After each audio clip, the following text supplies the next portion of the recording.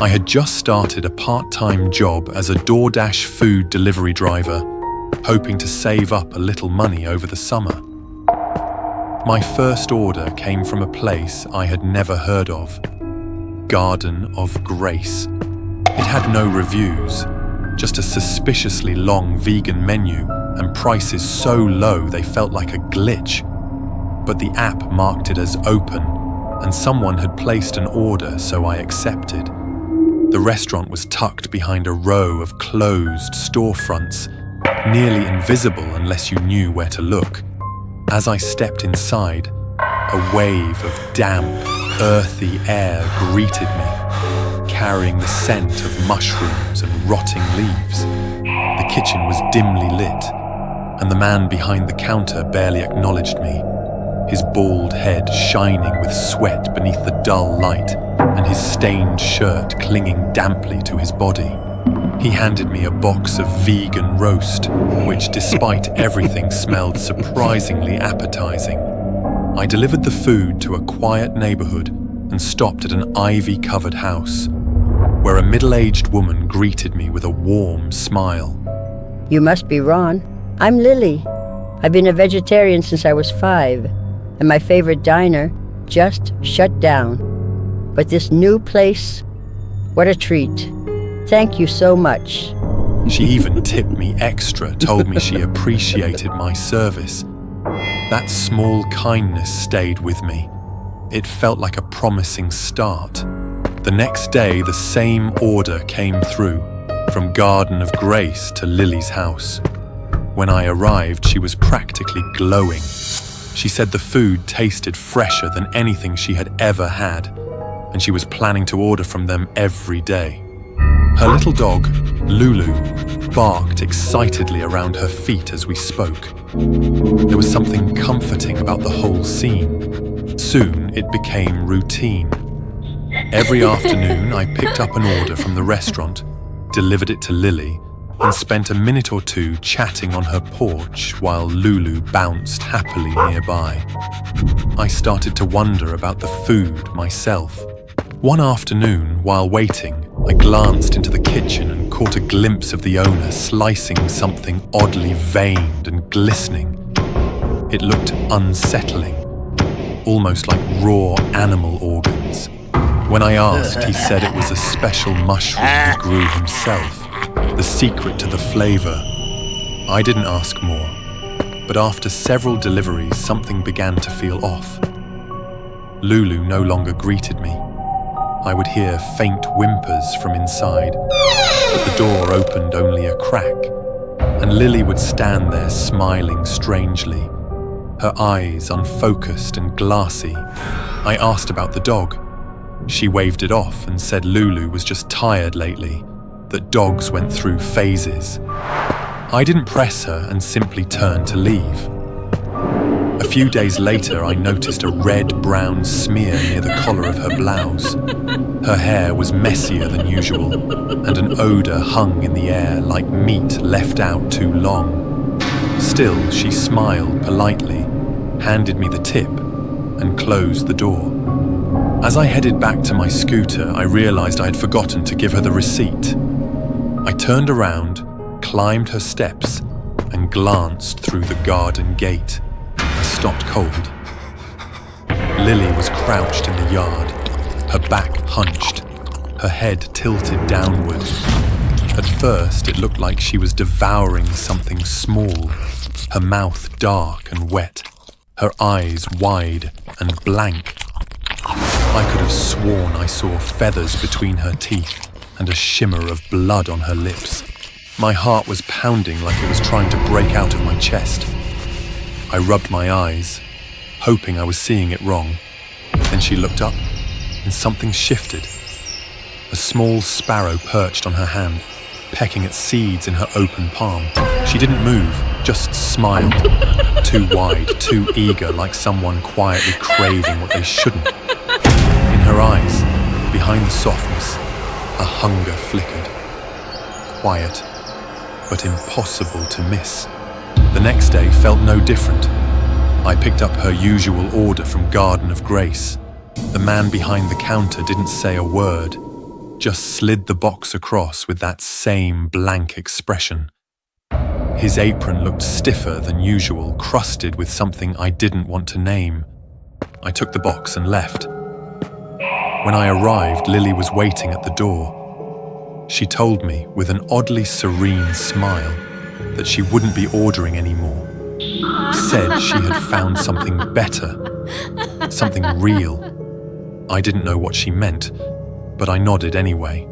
Then she invited me in. She wanted to share a meal to thank me for my service. Her house smelled of herbs, rosemary, garlic, but underneath that, something deeper lingered. It made my stomach tighten. I sat at her table and stared at the familiar dishes I had delivered so many times. The same mushrooms glazed in dark sauce, the same vibrant vegetables.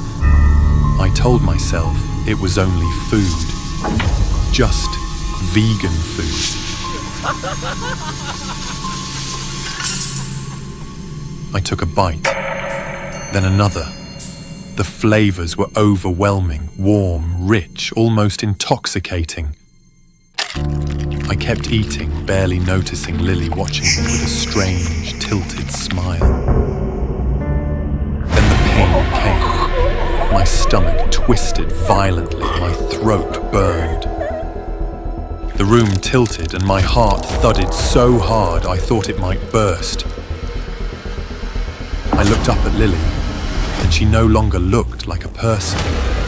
Her skin seemed translucent, and the scent of her, warm and sweet and almost savory, filled my lungs in a way that made me forget how afraid I was. I could hear a voice in the back of my mind urging me to try just a little more. Just one taste.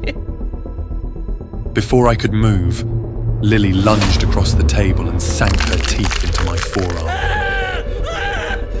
I screamed and shoved her away, stumbling to my feet as the chair crashed behind me. She snarled, blood on her lips, eyes black and wild. I shouted at her, demanded to know what she had done to me, but she didn't answer.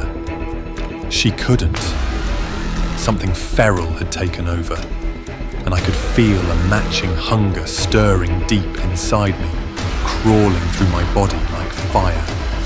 My thoughts scattered. My hands moved without my command. I could feel my teeth clenching, my mouth watering. Everything after that was a blur. I remember her face twisted in a snarl, my fingers grabbing at flesh, the warmth of something too soft between my teeth. I couldn't stop.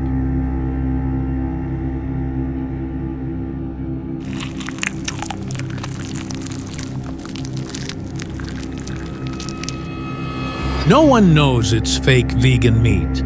As long as it turns a profit, why bother caring about the rest? Let's go vegan, okay? That way our bodies will feel all refreshed, right?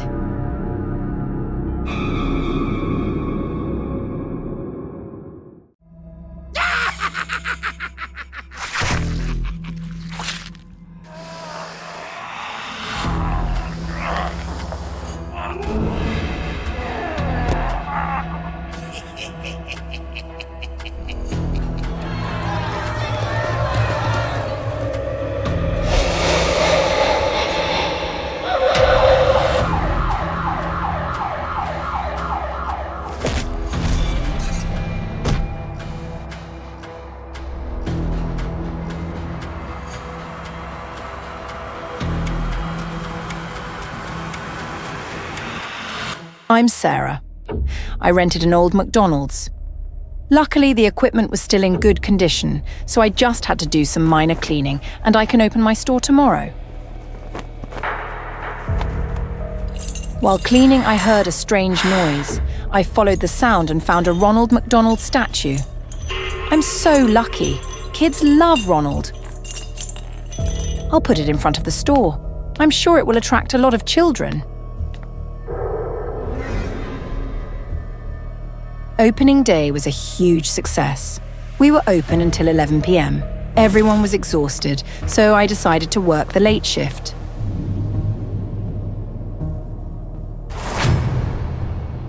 This town is mostly farms, so I figured it would be pretty quiet. I was just sitting there, scrolling through my phone, when I heard the order bell. I went to the counter, but there was no one there. Maybe I heard it wrong. Just as I was about to close the window, a blood-red message caught my eye. More childish pranks? This town isn't as peaceful as I thought. I had just sat down when the bell rang again, urgently. Someone was trying to mess with me already. I stood up angrily and was about to confront whoever was doing this when it appeared in front of me. Exactly. It appeared because I had shut all the doors of the sales booth. "Get out of here!" She looked scary, but she was just a little girl, right? "Are you hungry? Can I help you?" Aren't you scared of me? She seemed so miserable. She must have suffered a lot. I replied calmly, "You're not scary at all." Suddenly, the window shattered.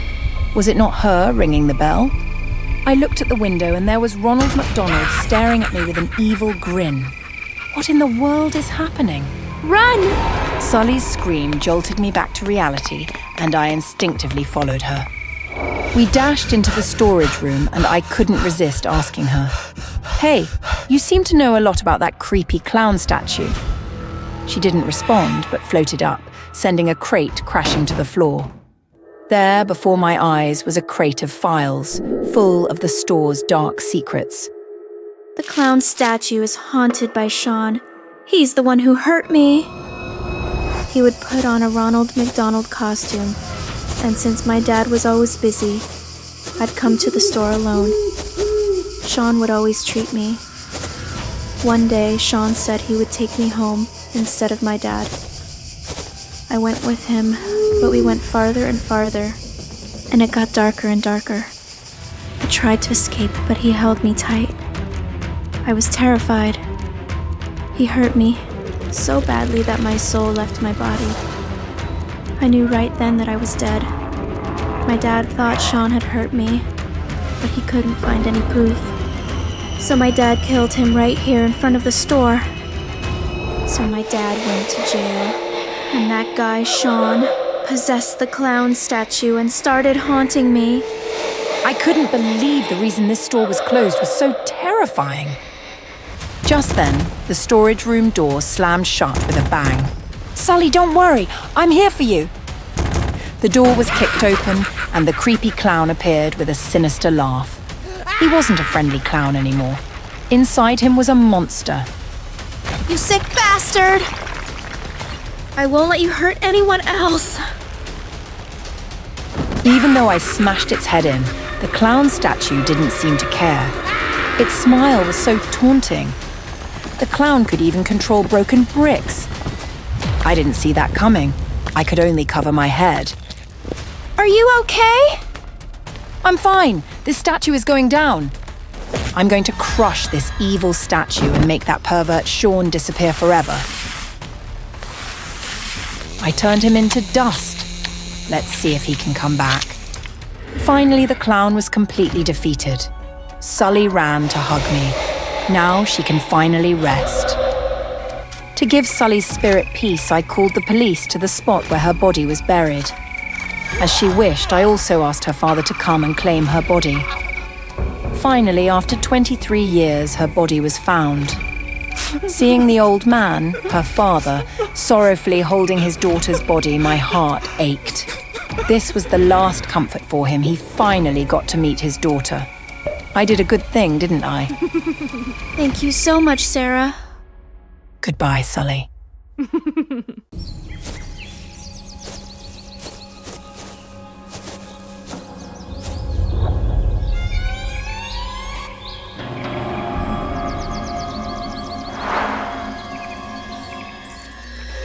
When I opened my eyes, I found myself at the long, chaotic banquet table.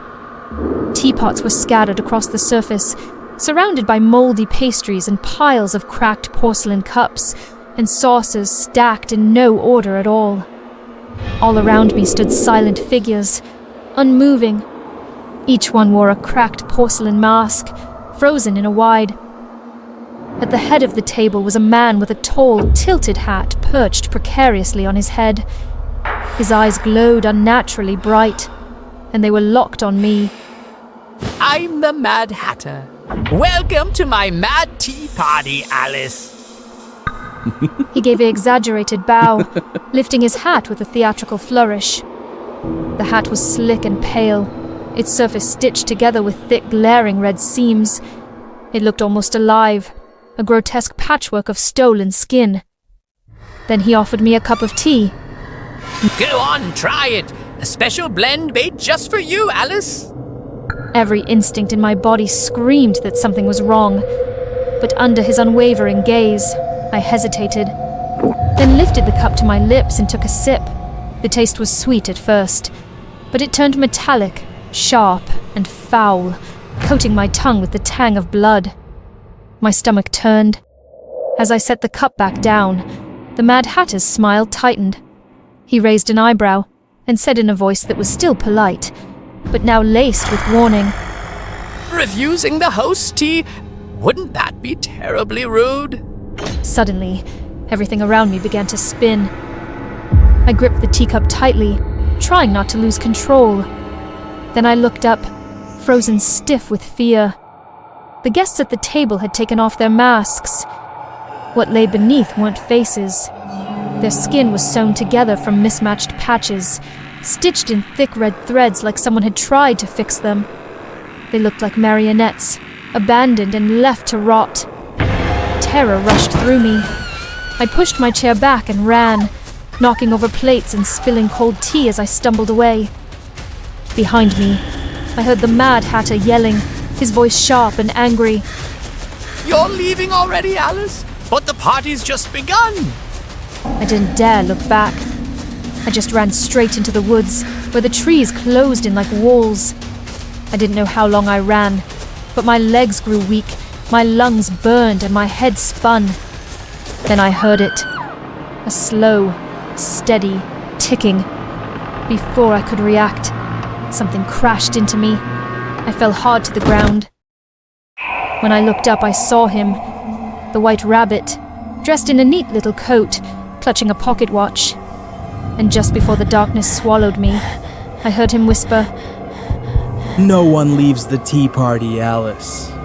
When I came to, I was back at the tea table. The same lace cloth, the same porcelain teacup, only now the tea inside had turned thick and black, like oil. The guests were gone. Dozens of hats were lined up on the table, as if they had taken their place, and every single one was made of skin. Some were dry and cracked, others were still fresh, soft, almost bleeding. I couldn't look away. Then I felt him right beside me, his breath warm against my cheek. The tea party isn't over. He held out a biscuit shaped like a finger. He laughed softly and opened the sugar jar. Inside, instead of sugar cubes, there were eyes, cloudy, glassy, some still glistening wet. I wanted to scream, but all that came out was a whisper. Where are the others?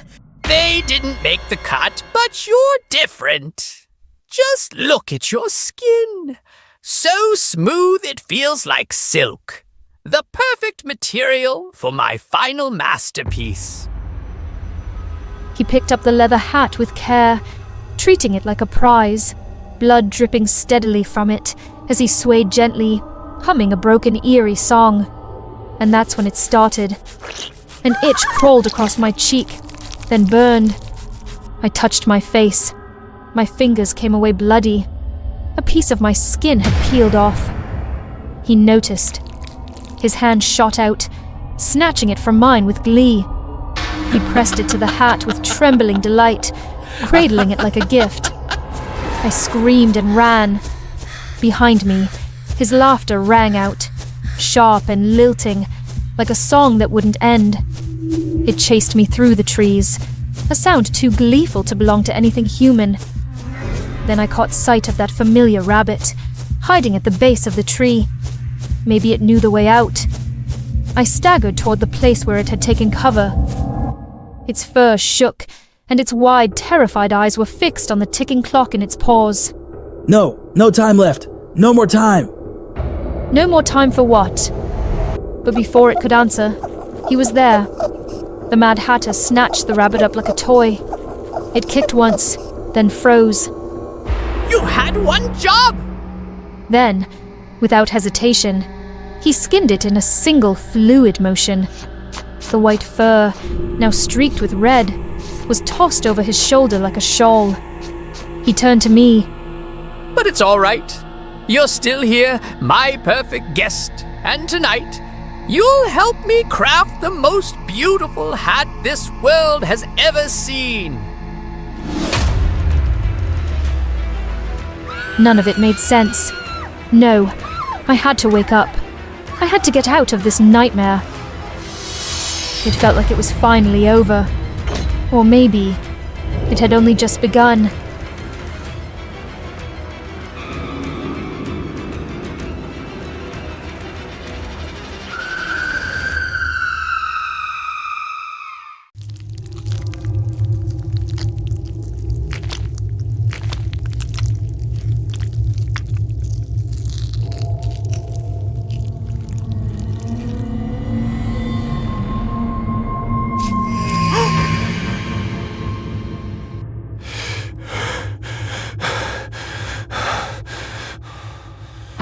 I can't remember how many times I've had this dream, but the fear and helplessness still make my heart ache. That's right. I'm terrified, absolutely haunted by spiders. As a child, I lived on my dad's insect farm, surrounded by spiders. The fear nearly gave me a fatal heart attack, leading my parents to divorce. Now, I live with my mum.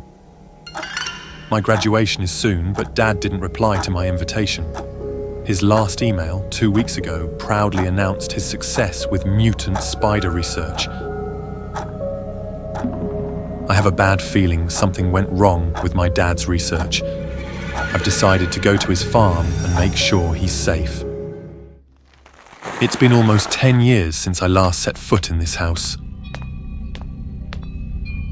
The house was pitch dark, damp, and eerily silent, with only my voice echoing as I cautiously called out, "Dad!" There was just one place left to check. Taking a deep breath, I tried to suppress my fear and turn the doorknob.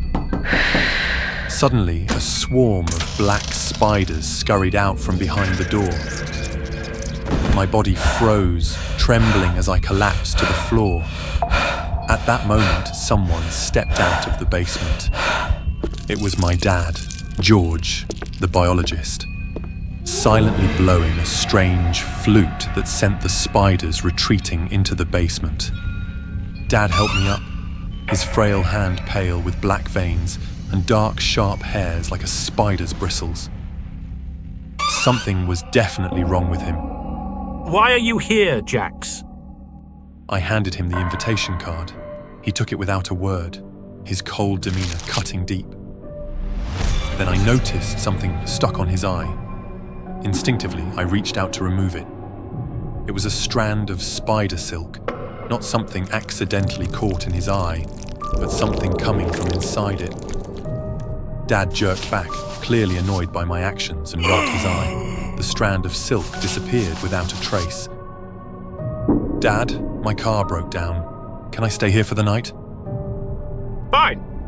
But stay in your room, don't wander around. Seeing Dad's odd behavior, I knew something was wrong, likely because of the spiders. I made an excuse to stay and find out. As a meticulous researcher, I figured Dad would have recorded his entire experiment. I was right. Taking a deep breath, I opened the first folder. Skipping the confusing reports, I clicked on the first video, and it terrified me. The clip showed a female spider carrying an enormous egg sac.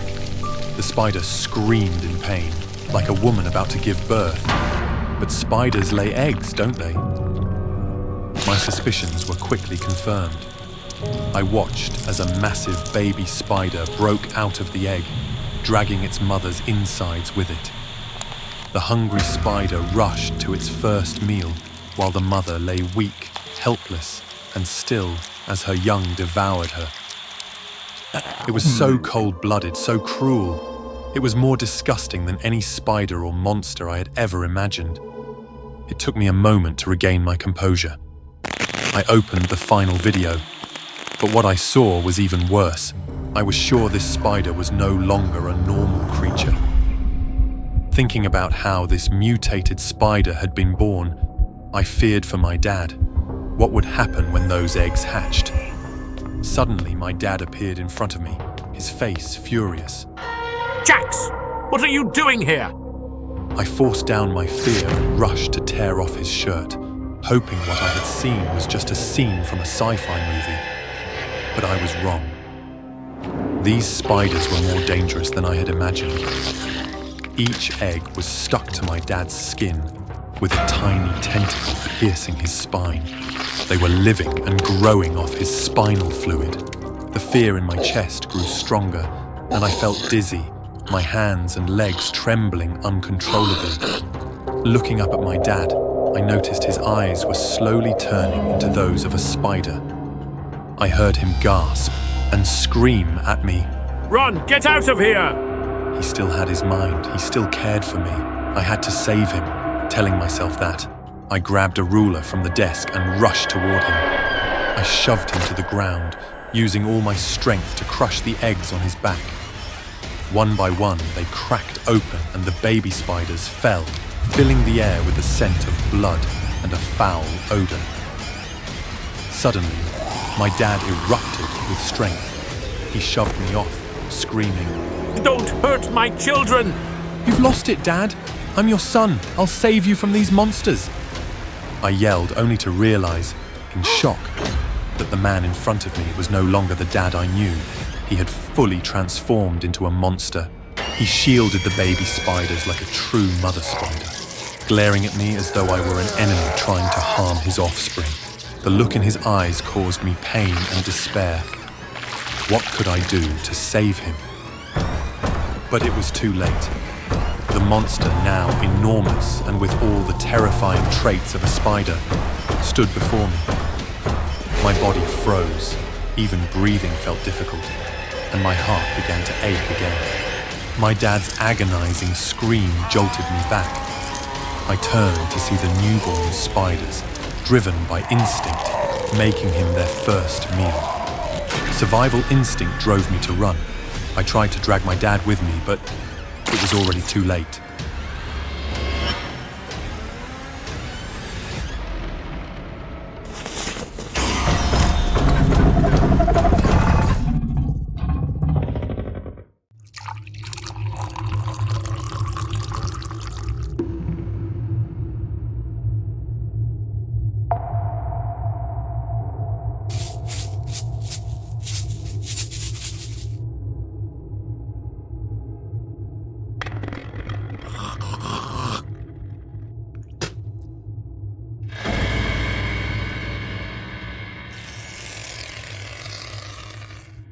Thank you, sir. Enjoy your drink.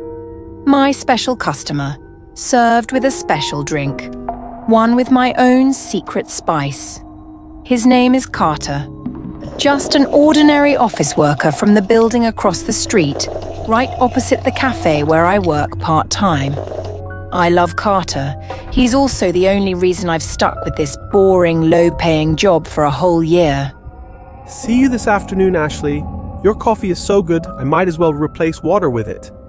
I want to see him, make his coffee every day. And one day, he'll be mine.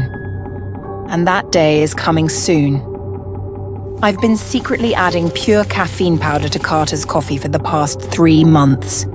He's so addicted to my coffee now that he comes back 3 times a day. Working at the cafe is pretty easy. During office hours, barely anyone leaves their desk for coffee. But that's only true for those who aren't addicted.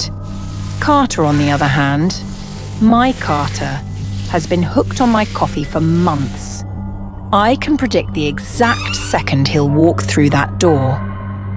I head back behind the counter, preparing a special cup for my special customer. A black coffee, extra strong, overloaded with caffeine.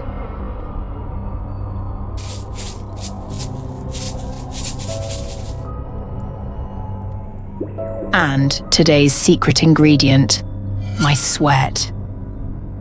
I believe that by passively absorbing my essence, Carter will unconsciously feel closer to me. With the perfect mix of science and mysticism, Carter will be mine soon.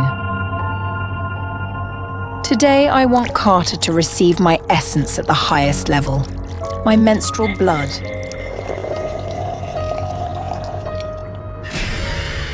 Ashley, the coffee tastes a bit weird today. Kinda metallic. Carter, you've already drunk my blood. From now on, you belong to me, okay? I love you so much, ever since the first time we met at this cafe. You're insane. I could never love a lunatic like you. Haha. Finally, I confessed my feelings to him. His reaction? Exactly as expected. But I'm not worried. Carter is addicted to my coffee. He'll come back soon. He has no choice.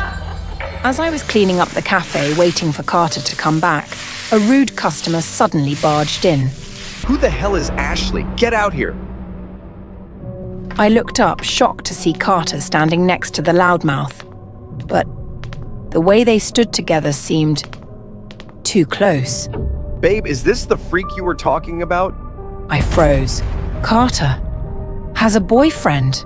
No way. Carter pressed a quick kiss on Chris's cheek, then shot me a look full of disgust. Chris is my boyfriend. You should give up on your sick obsession. I snapped. I screamed, slamming my fist on the table, my eyes darting around for something, anything, a weapon. My fingers wrapped around a steaming hot cup of coffee from the machine, and then I threw it straight at their faces. They betrayed me. Now they'll have to live with their scarred, ugly faces, forever marked, forever judged. The scalding coffee splashed onto that home-wrecking bastard's skin. His agonizing screams filled the cafe, sending a rush of satisfaction through me like never before. You crazy bitch, I'll kill you! Chris, calm down. You're burned. I need to get you to a hospital. We'll deal with her later. Their threats snapped me back to reality. They would come for me. I had to get out. Fast. I got fired. Of course it was that bastard Carter. He must have ratted me out to the cops and my boss.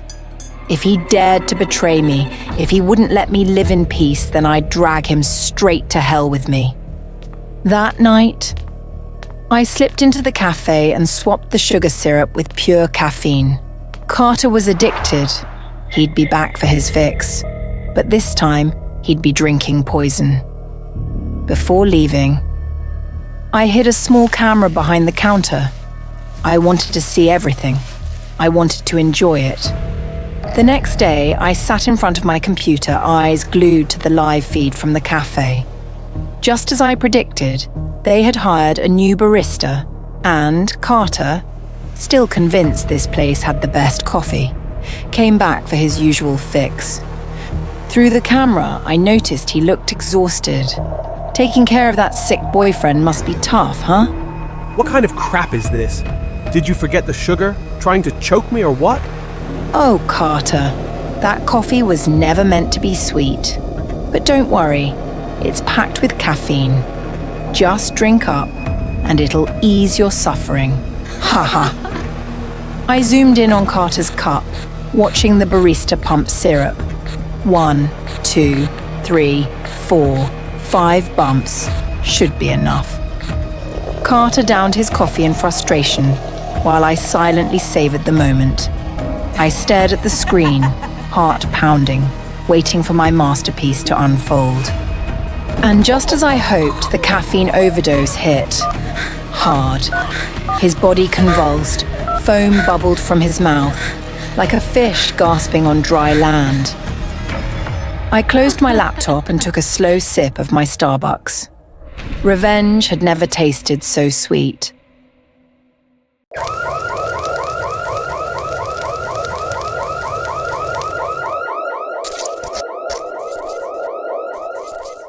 I'd been driving nearly 9 hours, the highway unfurling endlessly beneath my tires like a black tongue.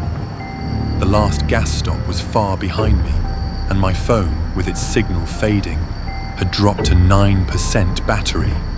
The GPS kept flickering, struggling to hold on like it was gasping for air. Night had fallen thick and starless, the forest pressing in on both sides of the road. No cars passed, no lights appeared, only the tunnel of trees and my headlights cutting through the dark. I hadn't eaten since noon, and the mix of hunger and fatigue was making my vision blur. That was when I spotted it, a flickering neon light shining faintly through the trees. As I approached, I saw a faded sign reading, "Open 24/7. A dim neon glow hanging above a rundown drive-through burger shack that looked like an old McDonald's, standing alone at a forest junction. The place seemed abandoned, with chipped paint and grimy windows. But the lights were still on, and that was enough. I pulled in, lowered my window, and rolled up to the service screen. "Can I get a large rare beef burger? And a Coke?" No reply. Not at first. Then the window slid open, and a man stepped into view. Gaunt, almost skeletal, pale as wax. His eyes were wrong somehow. Like he wasn't looking at me. Not really. Just through me. He nodded once, wordless, then turned and shuffled into the back. A few minutes later, he returned with a white paper bag. I reached for my wallet to pay, but he didn't even glance at my hand. Just handed me the food and said in a flat voice, "First sign, turn right." I blinked. "Sorry, what?" He repeated with the exact same rhythm, the exact same blank expression. "First sign, turn right." "Right," I said awkwardly, "thanks." I rolled up the window and pulled out of the lot, still chewing over his strange demeanor. My stomach growled. I balanced the paper bag on my knee, unwrapped the burger, and took a bite. The meat was cold and sour, with a metallic tang that reminded me of rust. I tried to chew, but the taste turned my stomach. I spat it into the wrapper, tossed the burger onto the back seat, and sighed. But whatever, it didn't matter anymore. I just needed to follow the guy's directions. First sign, turn right, and I'd be back on the highway, back to civilization. I turned right at the first sign, just as he told me. But as I kept driving, a strange feeling settled in. This road looked too familiar. The trees outside looked familiar. A certain jagged stump, a pothole on the asphalt I swore I had already swerved around. I shook my head. Just fatigue playing tricks. Then, as I crested a gentle bend in the road, I saw it. Again, that strange McDonald's-looking burger joint. The "Open 24/7 sign still flickered. The facade was crumbling, and the same man leaned out of the window staring at me with that vacant gaze. I slammed on the brakes, my heart lurched. I rolled down the window. "I already came through here, I followed your instructions." He didn't blink, just handed out another bag, identical to the last one. No words this time, just that motionless stare. "I don't want this," I said, pushing the bag back toward him. But before I could finish, the lights inside the building went out. The windows slammed shut. In that instant, he was gone. No sound, no movement, just darkness pressing in around me. I hit the gas and sped off, barely breathing. This time, I didn't trust the man's directions. My phone buzzed again. 5% now. I followed the faint GPS signal instead, choosing a different road. After a while, I reached a rusted, nearly unreadable sign. The first sign. I slowed down and stopped at the junction, realizing with a jolt that somehow I was back at that same split in the road. I could either go straight or turn right. My hand hovered over the wheel, unsure. And just then, my phone went black. cutting off the last thread of direction I had. And then I heard it, a voice, soft and close, rising from the back seat. Turn right. My throat clenched. I froze, breath trapped in my chest. Slowly, I turned my head. He was sitting there, the man from the drive-thru, but now his skin was ashen grey, stretched too tightly over his skull. His lips were split, blue and torn, and his eyes stared blankly empty of anything human. As I watched, his face twitched, and he leaned forward, his jaw opening wide, too wide, tearing open at the edges with a wet crack as if his skin had split from the strain. I screamed and flung open the car door, stumbling out and crashing into the underbrush. I ran, branches clawing at my arms, my breath tearing through my throat.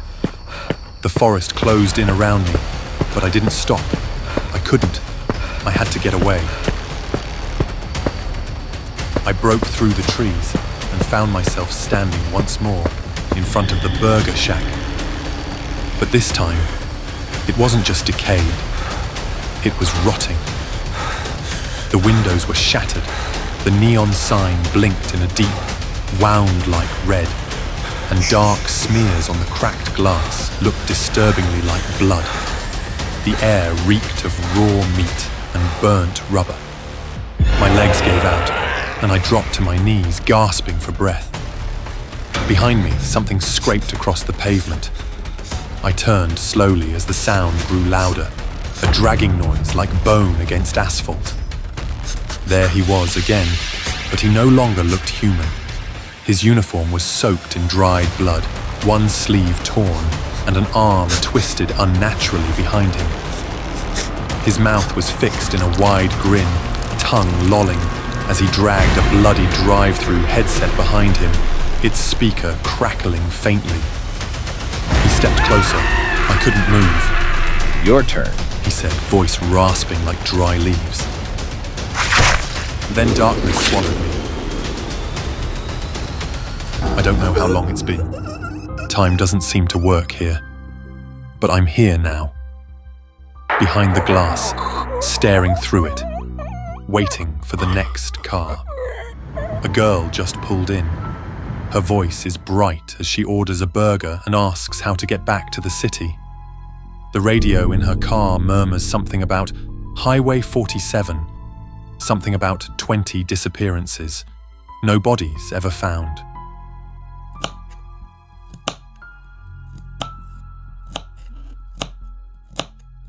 I smile. First sign, turn right.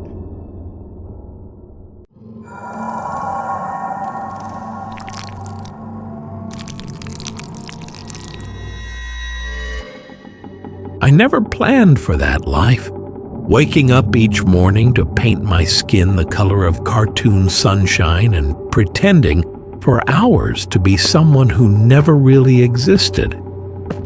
But you didn't always get to choose.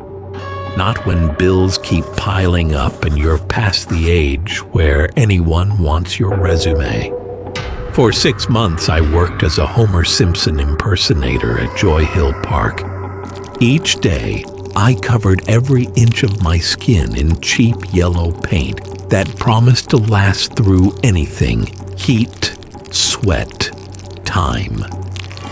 The first few times I used it, I noticed a tingling sensation around my cheeks and neck, an itch that stayed until I got home. I figured it was just the weather or something I'd adjust to. It didn't seem serious. People seemed to like me. They waved, smiled, and took photos. Most of all, they loved when I did the Homer Hedge meme. I practiced to get the timing right, easing backward into the bushes the park had planted for that pose. The leaves scratched my arms and sometimes left powdery residue, but I didn't complain. Lately, my shift was flooded with visitors lining up to take photos. They came one after another, each of them looking so eager. I didn't quite understand why. It wasn't until my manager pulled me aside that I found out attendance had doubled. Everyone was excited about that Homer Hedge meme I'd done. So I kept standing there, smiling, slipping into that bush more times than I could count. The kids were thrilled. The adults waited patiently in long lines. Meanwhile, the itching on my neck grew worse by the day, like a swarm of tiny needles digging in under the skin. Still, I kept going. Gritty dust from the leaves stuck to my face and arms, sinking into the paint and turning my skin rough, almost scaly. That week, my boss gave me a small cash bonus.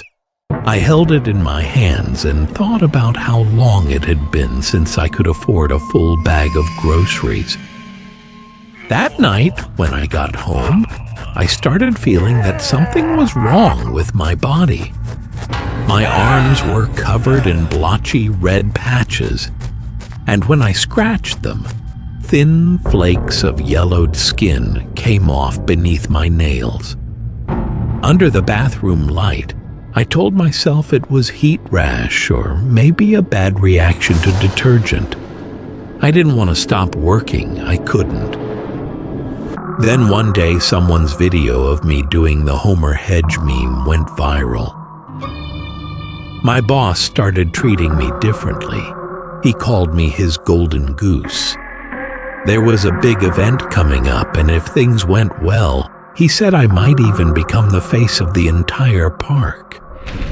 I told myself if I could just push through this one last time, maybe everything could finally change. I added another layer of paint, trying to hide the cracks along my jaw and behind my ears. It burned more than usual, but I told myself it would pass. Later that morning, I looked closely in the mirror and realized the yellow wouldn't come off. I had scrubbed until my skin burned, yet the color clung on, not as a stain, but as part of me. It wasn't paint anymore. It was my skin. Even beneath peeling scabs, the color stayed. A dull, sickly shade, like old plastic left in the sun. As I shaved, thin strips of skin slid away with the blade. The surface underneath wasn't smooth, but rough and cracked. Small raised bumps lined my cheek. I pressed one, and it burst with a thick, yellowish fluid that smelled sour and foul. I rinsed it away, but the smell lingered on my fingers, sharp and wrong, like something rotting inside me. I told myself it would be fine, just get through the event, then go see a doctor.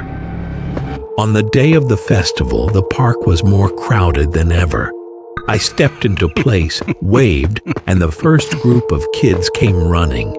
I smiled, raised my arms in Homer's pose, and leaned into the hedge.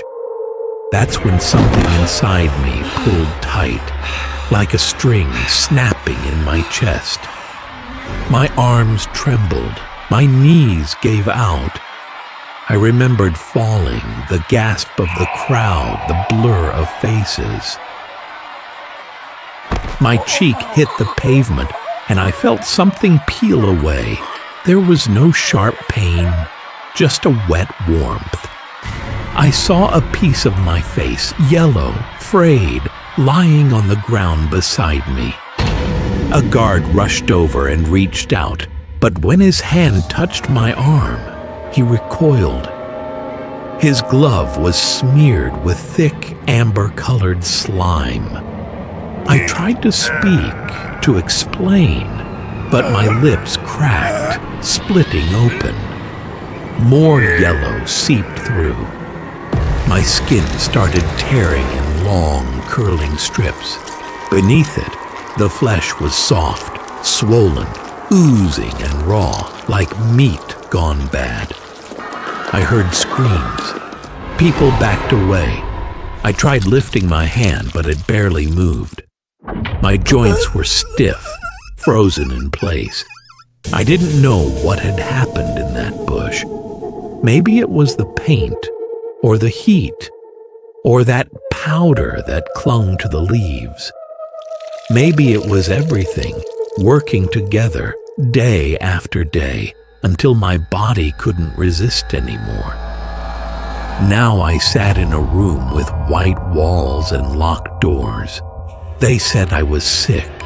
They wouldn't bring me a mirror, but sometimes I caught glimpses in the glass. I still saw yellow. And sometimes the screams came back to me, along with the stunned faces frozen in fear.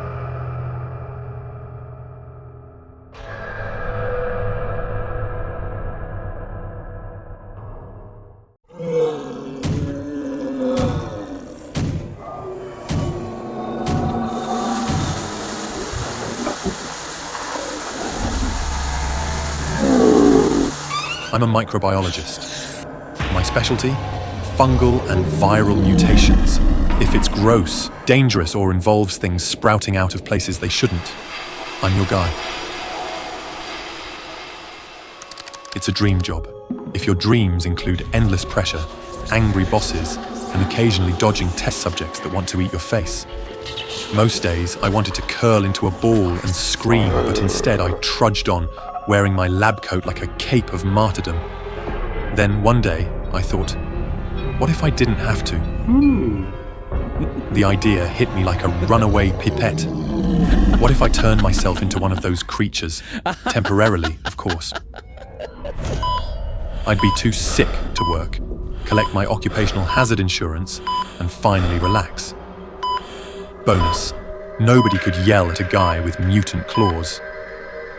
Thus began the project. I concocted a gas designed to mutate human bodies for 3 days. The fungal compound would dissolve and reconfigure tissue, creating temporary, horrifying mutations before self-destructing. Side effects included mild swelling and a rash, basically the flu with an extra dose of nightmare fuel. Perfect for taking a break without worrying about anyone dying. Step 1. Test it on myself, because that's always the best idea, right? I dipped my finger into the glass jar containing the gas. At first, nothing happened. Then, everything happened. The skin on my finger turned black, sprouting tiny fungal threads that twisted and curled like they had a vendetta. My veins popped like black lightning bolts, and my hand ballooned into a grotesque claw. The pain was intense. But an hour later, it was over. My hand was back to normal, save for some itchy redness. I even high-fived myself with my non-mutated hand for pulling it off. The plan was working. By lunchtime, everything was ready. I figured I'd reward myself with a nice last meal before my vacation. A bowl of pho never tasted so good.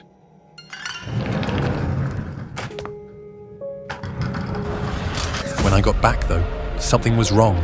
The capsule was locked. Inside was Min, my overly curious colleague, slumped over like he'd just taken a really bad nap. My stomach dropped faster than my high school GPA. The idiot must have activated the gas while snooping around. "Min!" I shouted, banging on the glass. No response. And then he moved. His body spasmed as fungal veins crept across his skin. His limbs contorted, his jaw unhinged, and his head grew. A massive, mushroom-like structure burst from his skull, spraying spores across the pod.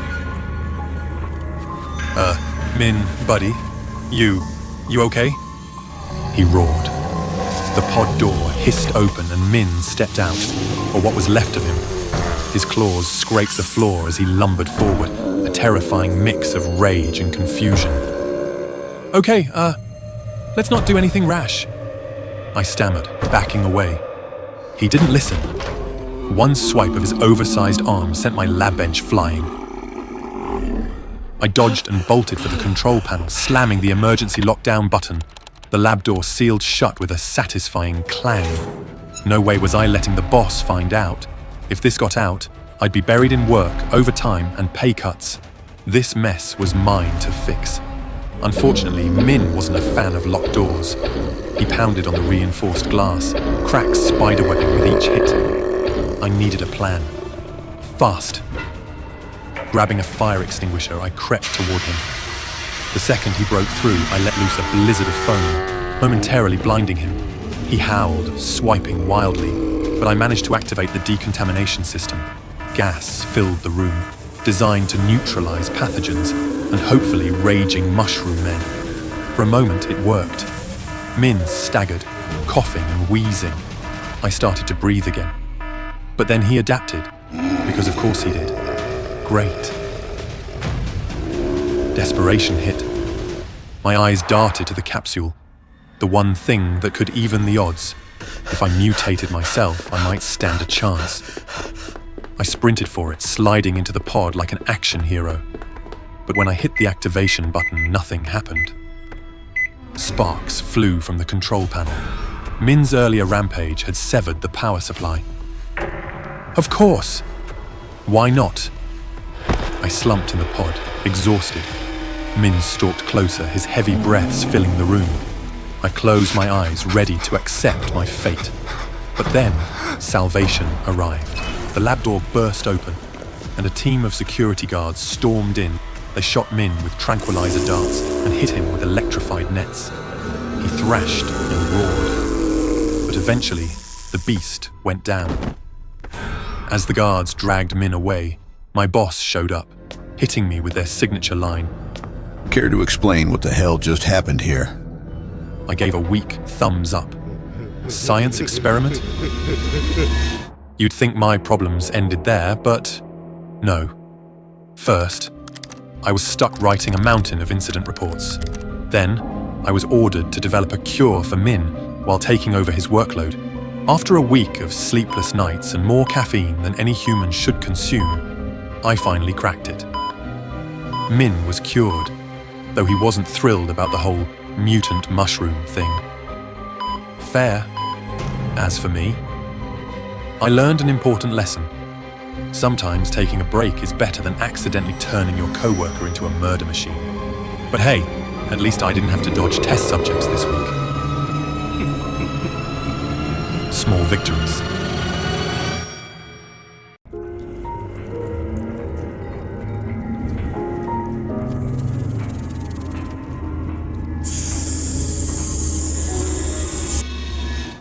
Brazil was everything I dreamed it would be. Warm sun, vibrant music, and miles of golden sand stretching as far as the eye could see.